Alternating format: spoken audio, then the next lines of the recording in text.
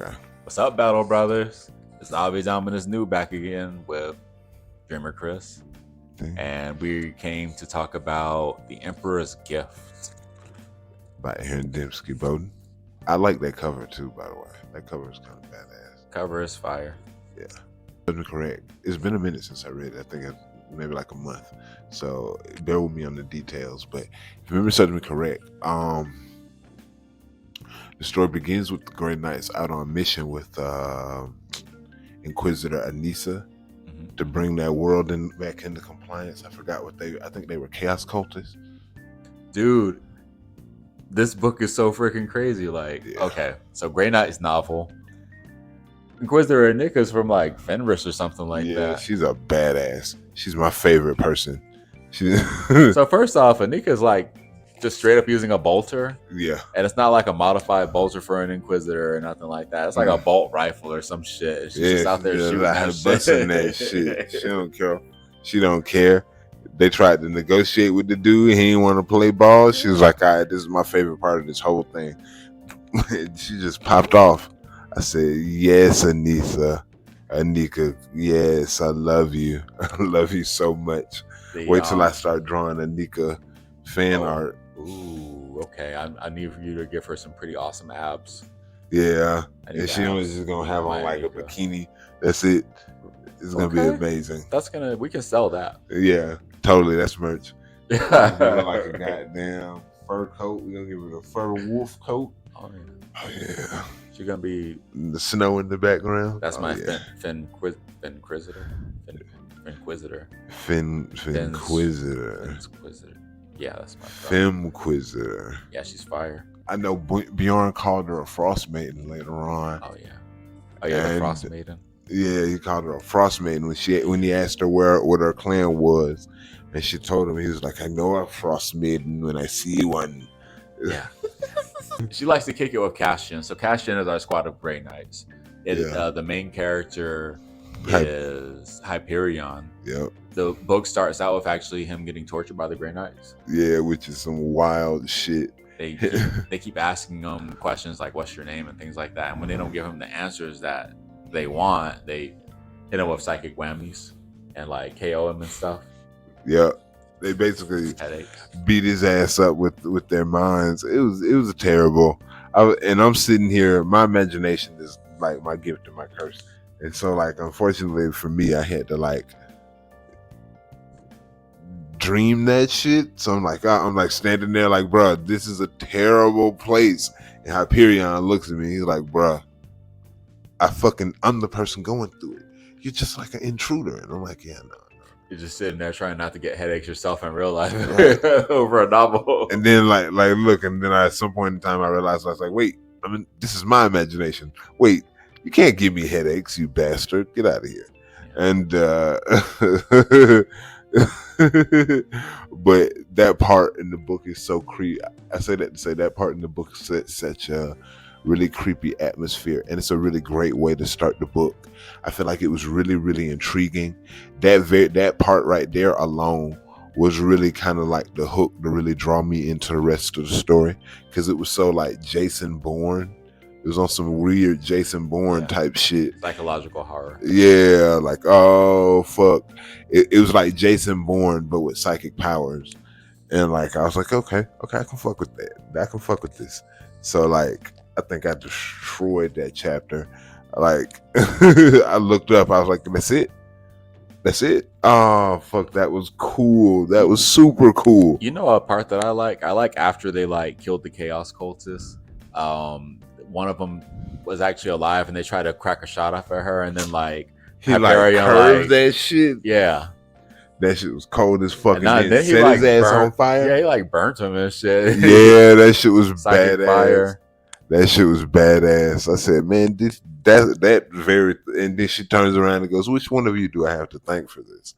Yeah. He's like, "Yeah, I ain't saying nothing." This is a cool combination. You see the Inquisition and the Grey Knights, and I'm impressed. I was happy with the opening. So after that, she asked them secretly, as Hyperion first, to help her get together a team to go investigate something else. And she won't actually give Hyperion the details of the mission. Mm-hmm. She says that she wants to make sure that everybody's on board first and that they've agreed before she actually tells them what's going on, which is Right. super shady. Shady as fuck. But Hyperion, even though he tells her there's protocol and that they pledged to work with another Inquisitor, he humors her anyway, and they go talk. This is basically their way of introducing the team. Yeah. This is how Cassian gets introduced, right? So basically, they go from character to character, and you get exposition about each character. You know, Hyperion's just kind of like the new kid on the block. You know, he's got this force staff. The staff was his staff was like the passed down. Yeah, from the previous Justakar or something like that. Mm-hmm. I think it was like from I think it's from the first one. Yeah, from the first Justakar. It's like his skull or something like that. It's got a skull in it. Yeah. Creepy. Yeah, it's creepy as shit. That is also very, very, very creepy. Like, yeah, I'm walking around with my hero skull at the tip of my staff. That's not barbaric and terrible. They run into Malkadil first. Yeah, and you know, that scene kind of reminds me of like some old Gone in 60 Seconds shit. Remember in the movie Gone in 60 Seconds? Like when Nicolas Cage is trying to round up his team. And so they go to each of the different people. One dude is like working in a hotel. Like that's kind of how he set that scene up, and it's cool as hell to kind of see each one of them in their own environment doing their thing. Homeboy was working on his sword work. Sothis was working on his sword work, and then they give you like the details, the background on Sothis. I love the little point that Sothis and Malkadil are brothers.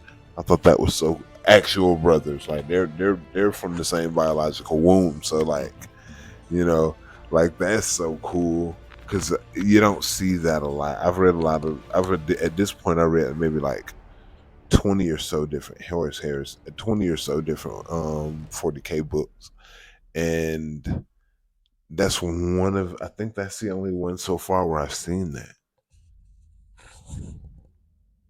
Yeah, I think that there might have been other cases, but it's pretty rare. Yeah. I mean, and he says that in the book that like, yo, the cases of actual Space Marines coming from like the same mother and like being actual brothers is rare as fuck. So like, it's real rare for Grey Knights. Yeah, because so few people become Grey Knights in the first place, right?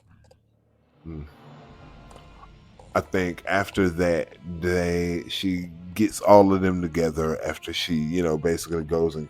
Oh, first off, before I go into that, when she finds Malkadil is taking apart the fucking cannon with his mind. Off a tank or something like that, right? Yeah, like taking that shit apart and like slowly piecing it together intricately. And Lisa's mad that he be stealing stuff to do stuff like that. She called him a tank monger. They're a little bit. They have like, you know, I wouldn't say they have a bad relationship. I don't know. Their relationship's a little bit standoffish. Yeah. But I wouldn't consider it necessarily bad. It's mostly Hyperion that she messes with. But yeah, you know, that's her boyfriend. I'm just kidding. In a way, I think she actually has an actual boyfriend too, like one of her cohort.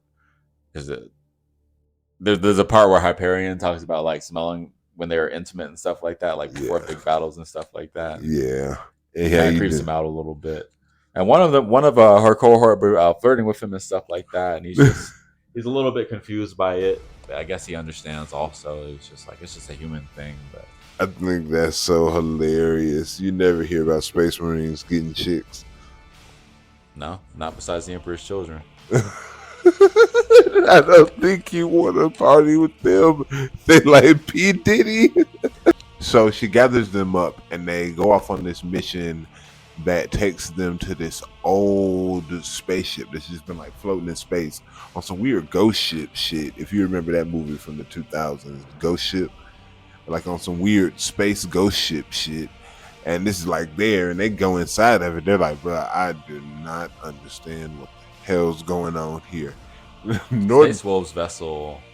Yeah, an old Space Wolves vessel. I don't know if it's like, I don't think it's like Horus Heresy old, but like we've been there for a long time from the looks of it. Because most of the place, remember, I think all of the people that were inside of it were all dead, and like the place was like rotting and like creaking and shit.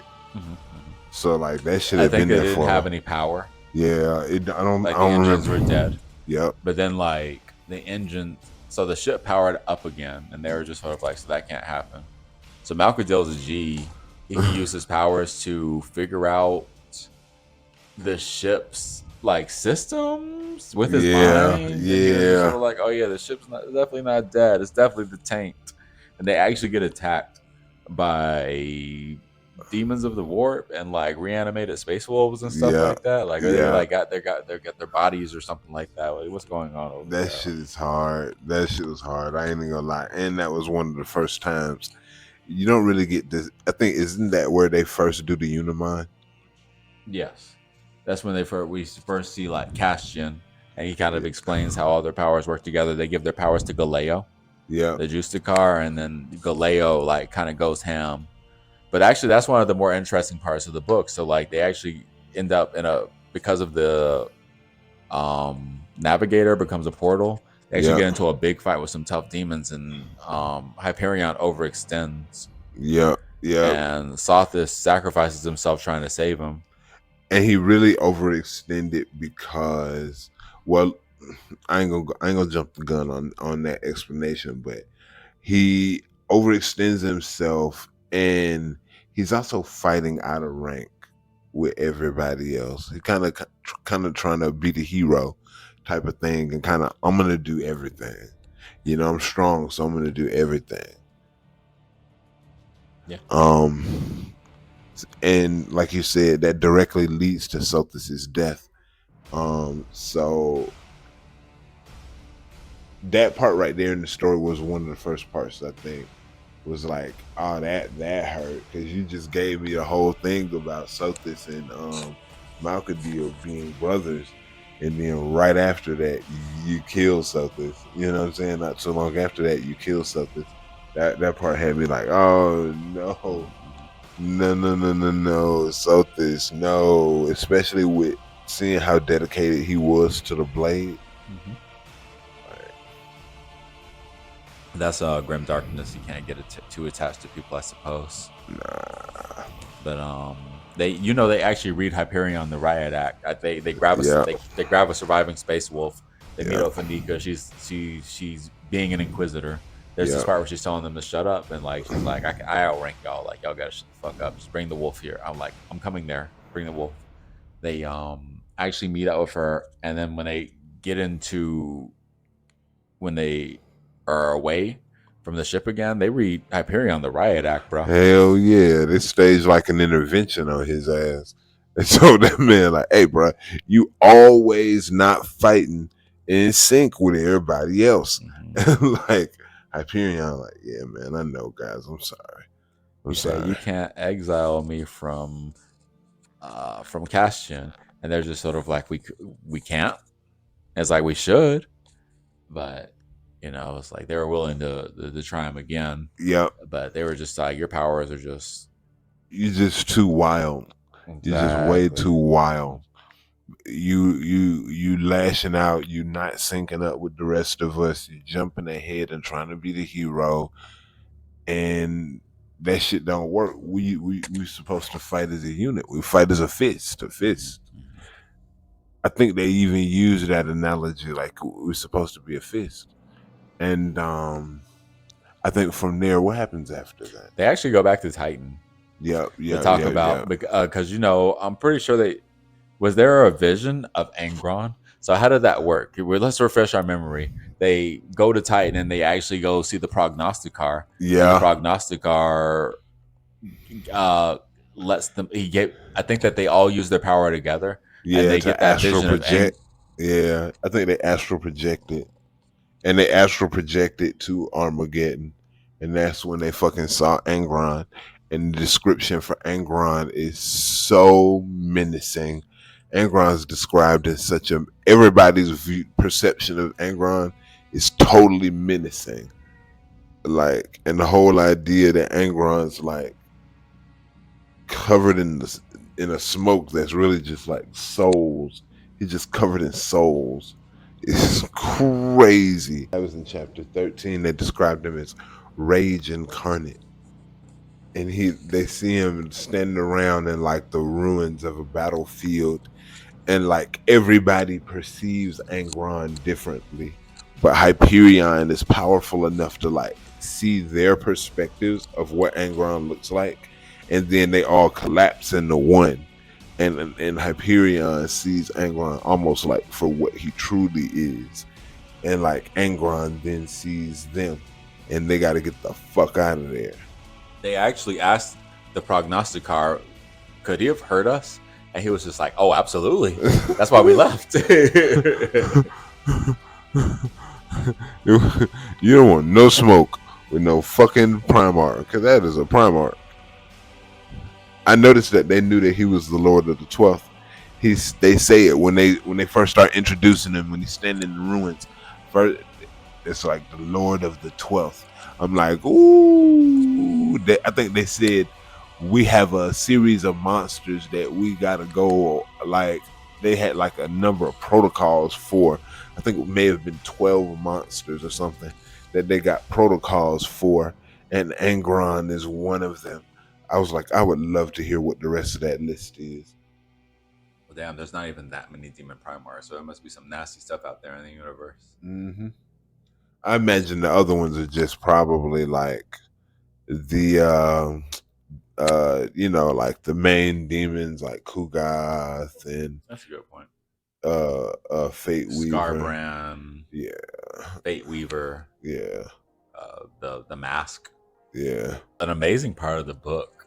I love this part of the book because they decide. So they actually go pick somebody else up. I forgot his name. They pick up an older character. He doesn't really want to go, but he goes anyway. What is his name? He was working. I forgot his name. He was working in that cemetery, I think. Yeah. That's when they actually went to go ring the bell. Yeah. And Hyperion asked if he rang the bell, and they were just like, usually it's the car that rings the bell, but I think in this situation it's appropriate. So they let him ring the bell for Sothis. They go to Armageddon, and they meet the wolves there. And you remember the Inquisitors are there, and they're trying to talk to the wolves, and Ragnar won't talk to them. He'll only talk to the Grey Knights.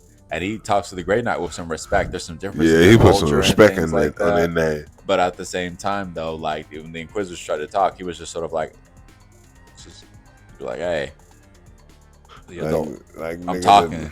And he was just like, tell the Inquisitors this and stuff. And it was like, so they already, the wolves and the Inquisitors already seem to have not a good relationship just when they first get to Armageddon. I think the wolves, the way they introduce them into the story, they're so dynamic. And like, cause like Ragnar's not taking no one's shit. Ragnar kind of comes in like, I'm a space wolf. I'm cool as fuck. Everyone likes my ice axe. You don't want no smoke. This is my second encounter of Ragnar in the novels. Did you say the other time was him fighting Ghazghkull? Yep, Ghazghkull and at the end of Prophet of the Wall. Oh yeah, I'm getting that shit. But this is way more. There's way more of his character in this book. In Ghazghkull, it's just that fight, and I don't really think he has any dialogue or anything like that. He's just something that he's just a thing. But in this book, he's an actual character. So it's interesting to see like what he's actually about. The wolves are pretty heroic. Yes, they're just kind of doing their thing on the planet, and they're just sort of like, hey, we're just gonna throw you guys at Angron. The Grey Knights are totally accepting of that. They have this way of thinking where they're just sort of like, hey, well, we're the sword. The wolves are gonna be the arm and the hand and stuff like that. We're gonna be the sword, and that they push into Angron, and that's kind of the way they went about the battle too. And the whole point of him doing that was holding them off was so that they could get the regular humans out, because he knew that if the humans saw the Grey Knights, they'd be executed. So he was trying to avoid that fate for them. Yeah, he did mention that too. He mentioned he was just sort of like, just go to this here because we don't want people to see you because we know you two guys are about.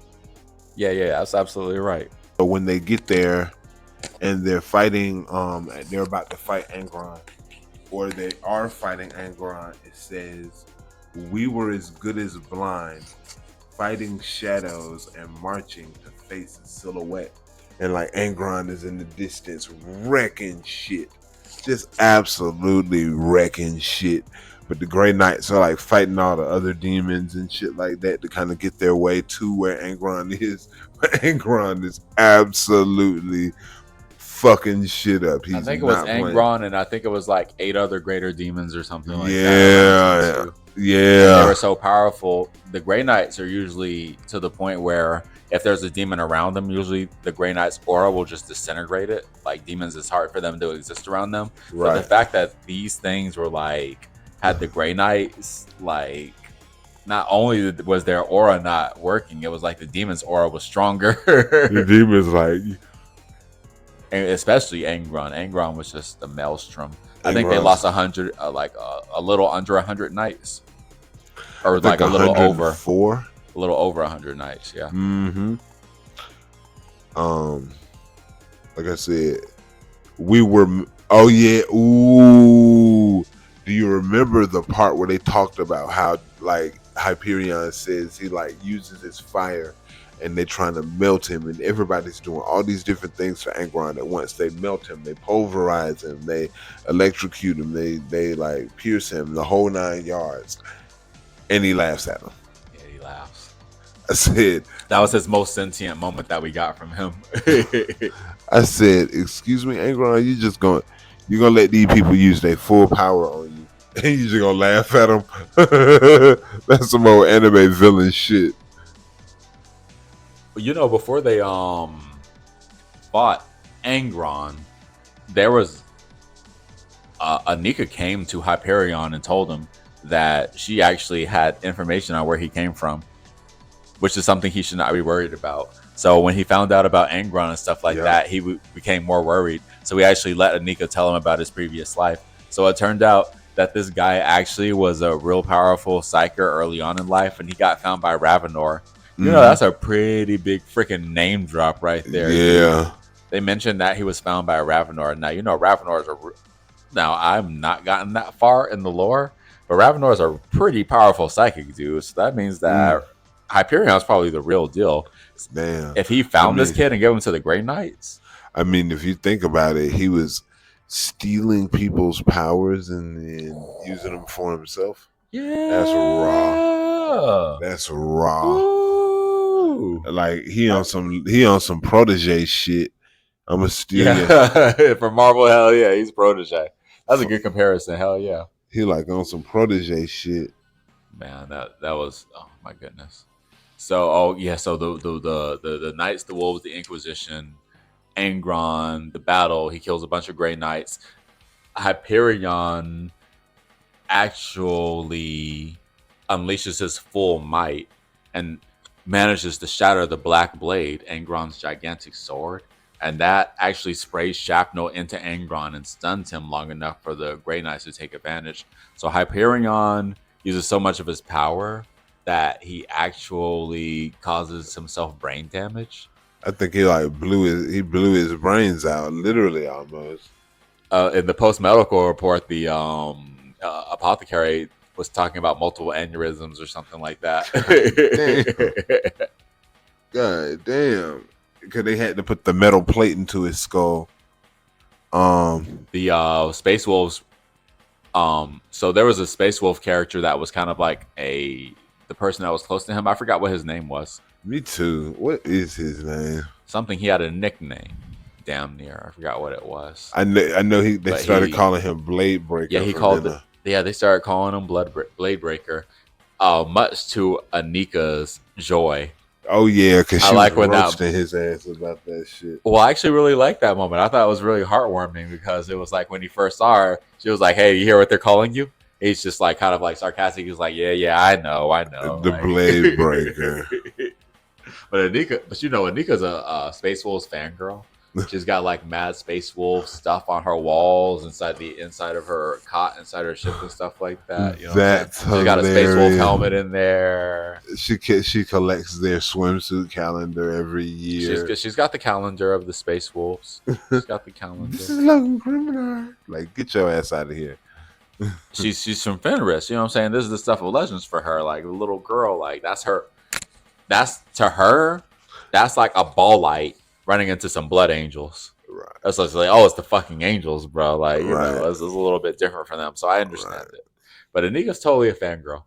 Yeah, she a massive fangirl. And I think she got like a thing for Hyperion. I swear she got a thing for Hyperion. I don't know why. That was another character. That was another character too. But it's not the first time people have sought after Space Marines. But do you really, that's like, you know, would you just get like annihilated or what? Space Marines still have genitalia? These are questions never answered, I believe. I probably shouldn't be asking them. Hold on, let's move this along. Space Marine. I apologize. I knew it. I knew it. I apologize. You be like, better not. Maybe salamanders. That's why they call them that. Just whip that thing. You want to see my salamander? The girls be like, I mean, why not? They just time of their lives, you know what I'm saying? Have you ever had I'm gonna let that joke go. I may not be Vulcan, but I can hit my prime mark. Look, they shatter the Black Blade. Yep. But after that, Hyperion passes out. I really love that Galeo is the one who actually banishes Angron. Yeah. Galeo goes in there and he at the cost of his own life. Yes. Angron is killing. He said it took more effort to wipe sweat off your brow than it took for Angron to kill them. They said when you kill an ant, at least you have to like focus on the ant and aim. They said there was none of that shit involved. He was just swing. Like the very first Grey Knight that runs up on Angron, gets like cleaved in two. Become a bloody paste, I believe, dude. Yeah, a big sword. Angron was like, "Bitch, I'm a Primarch." They actually banish him by the grace of Jesus. The person who they recruited on the world before barely survived, and he's in a coma. He's got grievous injuries, and Malkadil survives. Yep. He passes out early because his kind shield gets broken, and he actually saved them early on. His kind shield saved them early, but it KO'd him, and he survived. We got to talk about Malkadil some more. You know, he's got dreams. Malkador is like the only person who's got a dream and a goal in this book, right? Yeah, he's like Naruto. He wants to go to Mars and study under the tech adepts and shit like that. He's a badass. I think I love him. I love his character. He's such a great character, and all the shit he goes through, he deserves. Remember when Sothis first died, and he was like, "You killed my brother." It was like, you killed my brother. Like, that was one of those moments. I was just sort of like, I was in the gym working out. I had to stop. I was just sort of like, bro, shit is going down with the Grey Knights. Why is this shit so intense? I was like, this is chapter 6. I was like, what the fuck is going on now? That part of the book, chapter 8, something like that. That part of the book, the whole time when I heard that part, I was sitting at work, and they got to that. They got almost teared up. I was like, oh no, you almost made me shed a thug tear. I almost gave you a thug tear. My favorite plot point in the whole story is the Cold War between the Inquisition and the Space Wolves, because the Inquisition wants to kill off the people on that planet. Everybody on Armageddon, they want to kill the entire population and replace them with a new population of people. And the wolves are like, nah, we ain't fucking with that. We're going to take all the people that are left on the planet and we going to send them to another planet. But we're not going to kill them now. And like the Inquisition guy basically gets drunk off his power. And it leads to a massive, So you want to talk about Kisnaros for a second? He's the actual villain of the book. He's the Grand Inquisitor. What an asshole. What a massive asshole. He didn't want to listen to reason. He brought Hyperion in, I guess, to simply flex that he was a psyker. Get your ass out of here. Get your ass out of here. But he basically kind of orchestrated. I actually like that moment in the book too when he was he met with him. Yeah. I love how I'd always wondered how would telepaths talk. And I think it's cool that like whenever Hyperion thought of something like killing him, he kind of answers the question for him in real life. Like, I mean, you could kill me, but I don't think that'll solve the problem. I thought that was a really cool touch on behalf of the writers. Yeah, that was a great moment. There was a lot of build up in the Months of Shame. That is actually the Cold War between the Grey Knights, the Inquisition, and the Space Wolves. And I feel like the Space Wolves just kind of got dragged into it. The Space Wolves were trying to protect ships that had guardsmen that were veterans of the Armageddon War that the Inquisition was trying to target. So the Inquisition was targeting every planet that they traveled across and exterminating them and things like that. Yep. So the Space Wolves actually started striking back. And Kishineros was essentially, like I said, he was kind of drunk off of his power. So he was thinking, there ain't nothing the Space Wolves can do. They're going to end up having to surrender to me. Oh, man, I got an idea.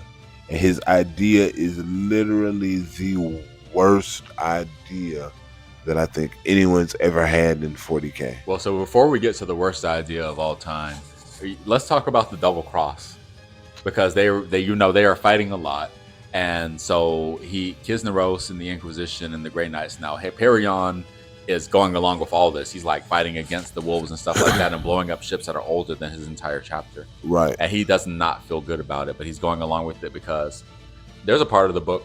You remember the Pirate King from Dante? The Pirate King told them that, how the fuck do you know what freedom is? Because you're just a freaking you would understand freedom the same way a piece of metal would understand freedom. Like you're just so think about the Grey Knights that way though. Grey Knights are just here with the Inquisition. They were already talking about, hey, we're just the sword. They go along with the Months of Shame because they think of it this way. Hyperion feels about it, but what does he do? He goes along with it. Yep. Kisneros tells the wolves, hey, let's have an armistice. Let's have a meeting. They having a meeting. Kisneros starts shooting at them and shit like that. Yep. Grimnar shows up on their ship with a strike cruiser, and he's just like, what the fuck are y'all doing? Yep. And that actually is kind of what leads into the silly idea where Kisneros decides, I'm going to go to Fenris. That's true. But, during that double cross when he showed up on the ship, keep in mind that he did, like, damn near almost kill Hyperion. Yeah. He, beat the shit out of, 2 or 3 Grey Knights. And he killed their Grand Master too. Yeah, he cut his fucking head off. That shit was funny as hell. Yeah. That shit was funny as hell. So the Space Wolves have the stigma against teleportation. I think Russ didn't like it, and they don't like it either. Grimnar teleported, so that lets you know he was serious. He was really fucking pissed. He was really fucking pissed. So when they blew up that shit. They were this close to dying to Grimnar, the main characters. He actually beat the shit out of them. And that was just the first time, because remember later on he beats their ass again over whatchamacallit? Fenris. Yes. So these motherfuckers, the motherfucking Kisneros decides he wants to go to Fenris. He's been trying to talk about Fenris for a second, so he shows up in the Space Wolves territory, and you know what so we gotta talk about Bjorn. Yes, they wake up Bjorn to negotiate, and they contact Fenris and Bjorn. They don't even know that it's Bjorn yet. Yeah, I think they just kind of randomly chose somebody out of the crypts or something like that. But I don't think they know it's Bjorn. No, no, oh no, Well, I'm no, tripping. the Space Wolves know it's Bjorn, but Yeah, the Inquisition doesn't know who they're talking to. Yeah, yeah. he's telling them that he's the first king of Fenris and stuff, but I don't think they connect the dots on that one They until like, later on. I was sitting there. I remember that part. I'm sitting there like, the first king of Fenris. Who is Russ? Wait, they didn't say Russ was gonna be in this book. And I'm getting like steadily more excited because at first I'm like, what? This is gonna be my first introduction to Russ. Nah, it was no Russ, but it was Bjorn though, and I'm cool with that. Bjorn's crazy. He was so dignified and shit. I love it. Like when Anika seen Bjorn, it was like a Marvel fan seeing Stan Lee or something. Yes, she turned into a literal crying teenage girl. Like she's like a preteen girl that like sees Roblox on sale. Even Russ was shook too. He was just sort of like, "Who are you?" And Bjorn was just like, "Can't you read?" He was like, "Look at my freaking." It was just look at my drip, nigga. Like I'm fucking Bjorn the fail handed. He like, oh, it's like I walked alongside the Emperor that y'all claim to worship, right? I love that part. That little speech he gives right then, like I walked alongside the Emperor that you claim to serve. I think he liked me. I was like, ooh, yes, strike back. You, Gilliman, the Lion, other people that's actually been there in the Great Crusade. This time, you guys be like, hey, Emperor is not a god. He's a weirdo.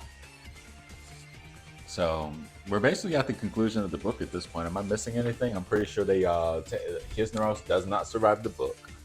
Kisnaros gets killed when Ragnar shows up. He thinking Ragnar is going to submit. I think he thought that he had him dead to rights. So he thought Ragnar was going to submit, and Ragnar showed up like, yeah, I'm not submitting. I really love that part where Bjorn says, hey, what's up, Ice Maiden? And she's just like, hi. And he's just sort of like, tell the Inquisition this. If they ever darken our skies ever again, we're going to pull them from the sky and we're going to serve them as food for our oceans and like for the Krakens. Yeah, like what the fuck? Like no. And then after that, he like goes back into the vault. He's like, yeah, man, wake me up when I'm ready. When y'all need my help again. Like, I thought that was so hilarious. It made me think of like Underworld. Remember how the Underworld, they kept the vampires locked beneath, the really powerful old vampires locked beneath the ground. So what would you score the Emperor's Gift out of 10 points? Yeah. I'll give it a 9. I'll give it a 9. Maybe like an 8.5 or a 9. Yeah. I really enjoyed the characters. I really loved their main character. I love the side characters. I told you I love Anika. That's my boo. That's my girlfriend. Anika's my 40K girlfriend. Why is it not a perfect book? Why not a 10 out of 10? I think early on, at certain parts in the middle, it kind of has pacing problems. Oh, yeah. I think the pacing's a little weird. Transitioning from time period to time period. Yeah, because it does that 1, 2, 3, 4, 5, 6, 7 count all throughout the book. And I felt like that kind of took away a little bit from my immersion. It kind of took me out of the story a little bit because they had something to be happening, and then he'd be like 2, and something else would be happening totally different. So I got to go, oh, okay, wait. Okay. I know where you're going. Boom.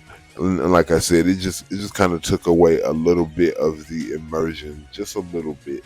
And that's why I could only take 1 point away. And I think I took at least half of a point away.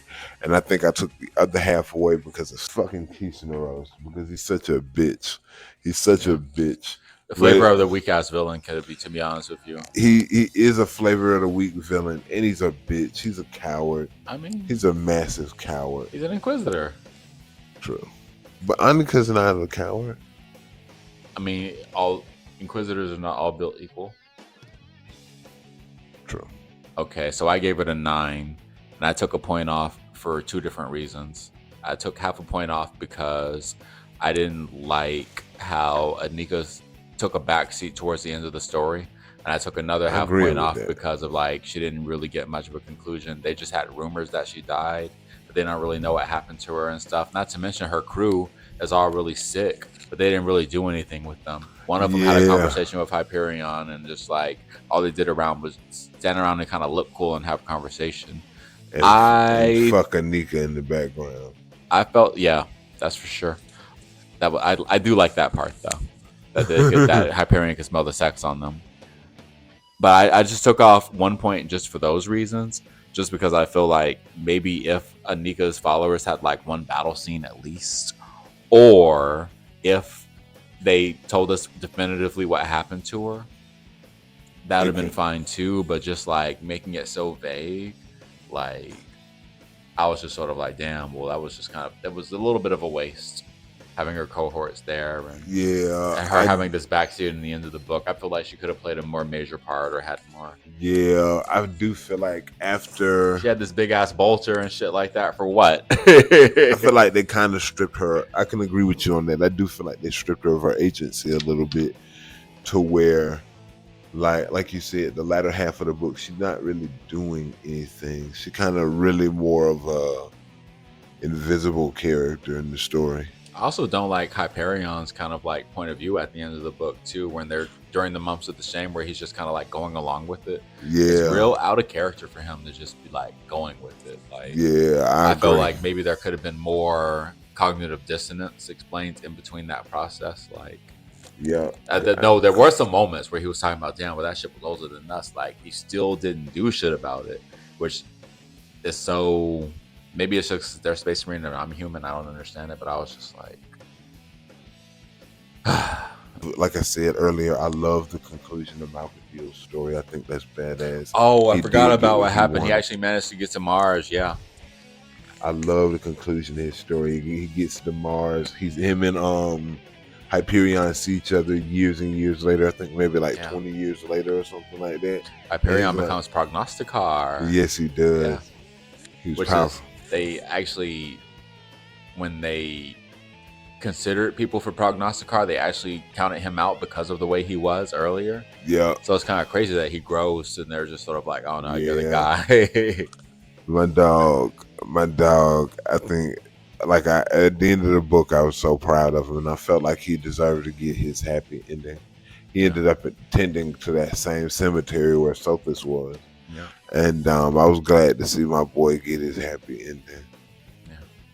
I think that's my favorite. I think that is one of the cooler parts about the ending. Thanks for watching us, guys.